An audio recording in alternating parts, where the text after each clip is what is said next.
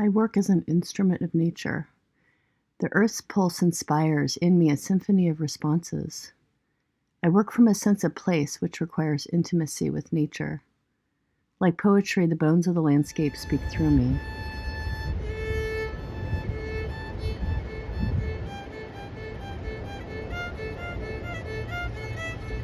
From high peaks to deep fjords, we exist on a thin plane of human fragility. I make prints from sound vibrations and am influenced from observing shapes transformed through moving water, rock, and ice. I carry this visual vocabulary from painting and printmaking to blown, etched, and cast glass. The material process of transformation, due to heat, cooling, and tension, interests me. Speaking of eons of evolution and the climate changes affecting us today, mirroring experiences of reduction, decay, and regeneration. Everything has come from the mountains and the ice. There was ice which carved the Salish Sea and the Puget Sound channels. Before that, the mountains rose up, and before that, there were ice ages. Each one of those created the landscape that we live in today. The soil in the estuary comes from the mountains and ice working together. The result is from water flow. All this ice and water has moved down through the mountains to deposit these bones. We are decay, transformation, ice forming, thawing, and shaping us in the land that surrounds us. Drawing the bones of the landscape is autobiographical. It is about where we've been, where we are going, and how we exist. I say, give it all you've got, make it big, throw yourself into describing these tectonic forms. At the other end is a feeling of fulfillment. Empathy and peace, I think, comes from this kind of work. Then I find myself standing in everyone's shoes, and I feel conscious.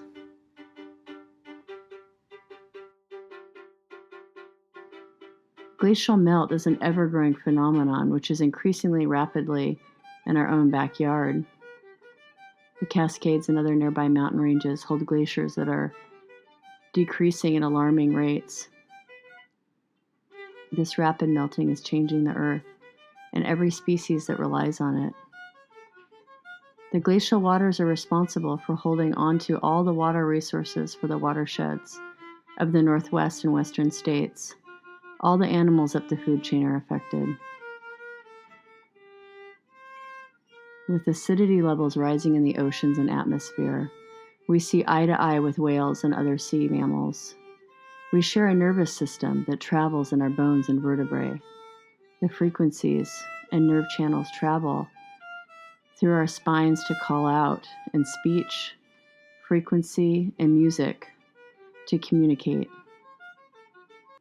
In 2016, I collaborated with an oceanographer to record the changes in acidity levels in the oceans through notches in a human's walking stick over the last century. These painted scrolls were part of a surge exhibition at the Museum of Northwest Art. The southern resident killer whale population experienced a 20% decline in the 1990s, raising concern about its future. Many members of the group were captured during the 1970s for commercial aquariums. The group continued to be put at risk from vessel traffic, toxic chemicals, and limits on available food. They are susceptible to disease or oil spills. In blown glass whalebone, Orca Trail, I etched a map of the course a mother orca swam with her two calves through Cork Harbor and up the River Lee, where the mother was found dead, full of tomers, and the young calves swam back to the ocean. In a residency at University of Hawaii in 2017, I used 4 whale recordings from Aloha Observatory for printmaking. I ran the whale call frequency through a zinc etching plate. The humpback and mink whale calls turned out the best, making the salt and graphite jump into recognizable symmetric patterns on the plate. I laid down a wet piece of paper to capture the image. I continued to print spectrums of underwater color and then screen print digital whale call recordings on top of the spectrums.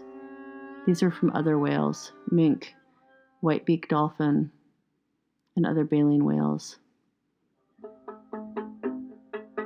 In diving through kelp forests, I have recorded underwater sounds, making prints from the vibration of the sounds, and recording humpback and orca whale calls off Stewart and San Juan Island.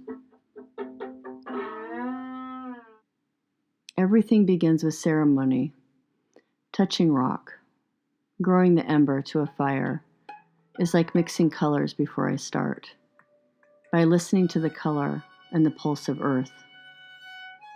The work comes from this, time spent, playing with color, pigment, resin. Caves and canyoneering, hiking up a narrow riverbed to find a water source, puts one in the path of water as it carved out a canyon. Deep recesses are intimate, peaceful, residing in this earth's time. These works, stratigraphy, came from gestures of these experiences and resulted in simplified forms, in printmaking, embossment. Recording sounds deep in the roots of trees, printmaking the vibrations of these sounds. I touch rock and climb the faces to reach these ancient trees on top of the world. I collect sap and resin from the trees, spewing waterfalls of resin onto their trunks. I reduce the sap and heat it to combine with powdered pigments, to paint and print, to express the essence of these trees I visit. The paint I have made has come from kauri, spruce, pine, and juniper trees in the Pacific Northwest and around the world. Collecting resin from trees to make the binder and paint is an ancient and sacred practice used in Buddhist caves, Middle Eastern temples, mosques, cathedrals, and churches for over 5,000 years. Elders of the forest exist as old, gross stumps. We are not dead. We are the brains of the forest. The elders, holding the wisdom of past, present, and how to adapt to future and the impulses of mycelium below, feeding tree offspring and other tree species. Series of prints, paintings, and recordings from tree sounds responded in music. My ancestors gathered seaweed from West Ireland to make soil on the land there. They hunted whale and whale shark off Ireland and Scotland in skin rowboats called curraghs.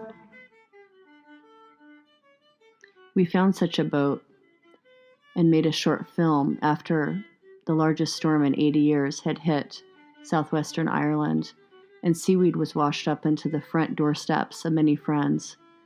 A film called Water at My Doorstep emerged from this experience, as well as delving into ancestry, far, far before our living time. I touched and rubbed the rock stratigraphy there to feel the geology of time and to see where we had been and where we were going. We used this rock rubbing as a map in the film, as the family that had relocated because of the rising seas used the geology to determine where to move next. Changes in sedimentary rock record time and space in our changing environment. Line and texture define the transitions of elements within the rock.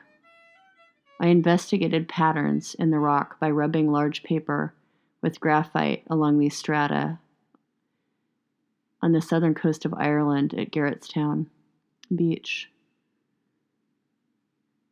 And after all this, we become children again and sit with our elders. Their collective images and stories remind us to be human by feeding one another like the trees.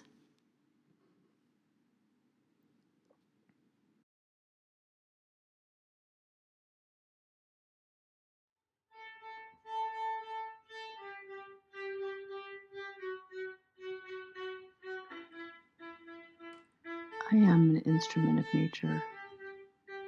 The earth's pulse inspires in me a symphony of responses. I work from a sense of place which requires intimacy with nature. Like poetry, the bones of the landscape speak through me.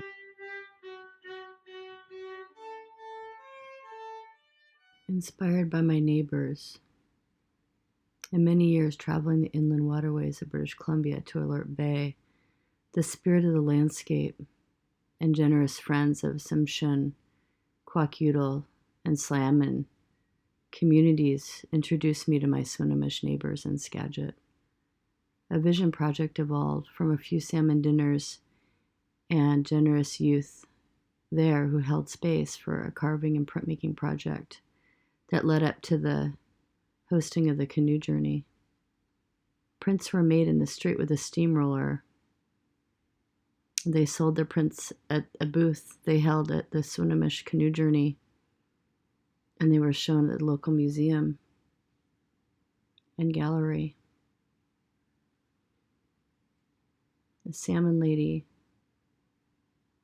canoe family shirts were made, screen printing at camp. I visited youth from 4 youth groups in the Peace In, Peace Out project and collaborated with JR, French photographer, to realize large-scale portraits captured by Oaxacan farm workers, local Swinomish youth, and immigrant families throughout the Skagit Valley in a multicultural project incorporating photo portraiture, journalism, and painting in an exchange between families living within our Skagit Valley community and refugee teens in Syria. Through this project, youth wrote stories and poems about their families and their own experiences, bringing insight into their lives and a heartfelt connection among their experiences through art. Thank you.